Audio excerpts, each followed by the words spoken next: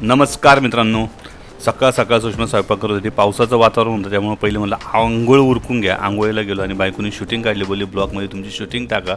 आणि शूटिंग झाल्यानंतर मस्तपैकी बायकोनी नूडल्स बनवले. जे नूडल्स मला कधी आवडत नाही आहे, त्यामुळे मी मस्तपैकी छान रस्सा आणि बाजरीची भाकर घेऊन चुरून नाश्त्याऐवजी जेवणच केलं. आणि म्हणलं परत कशाला भूक लागली, तरी पण बायकोचं प्रेम. बायकोने पुन्हा एकदा डबा दिला.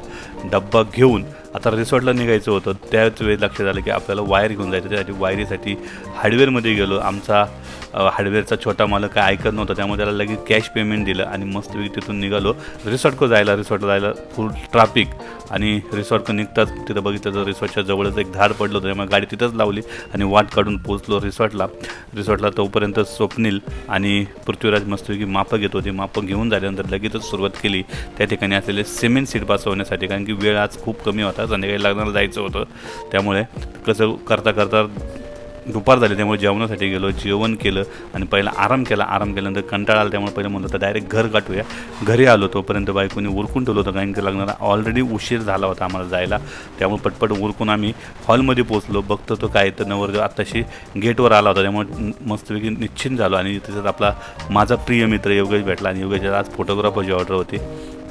तिथून मस्तपैकी सगळं झाल्यानंतर आमच्या लक्षात आलं की आमच्याजवळ अक्षतच नाही, ते फक्त ॲक्शन केली आणि आमच्या दत्ता होता छानच दिसतो. आता लग्न लागलं, त्यामुळं आता डायरेक्ट जेवणासाठी गेलो. बघायला गेलो तर भरपूर गर्दी. बायकोने तो नंबर लावून जेवायला घेतलं होतं.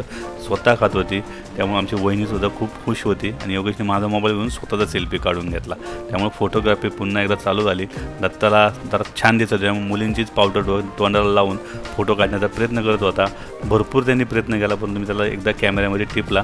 भाऊंची इच्छा होती माझ्यावर सेल्फी काढायची, वहिनीची सुद्धा. मस्त आम्ही सेल्फी काढल्या आणि त्यांची एक रील बनवून दिली. आणि शेवट या लग्नामधनं बाय बाय केलं आणि पोचलो घरी. बाय.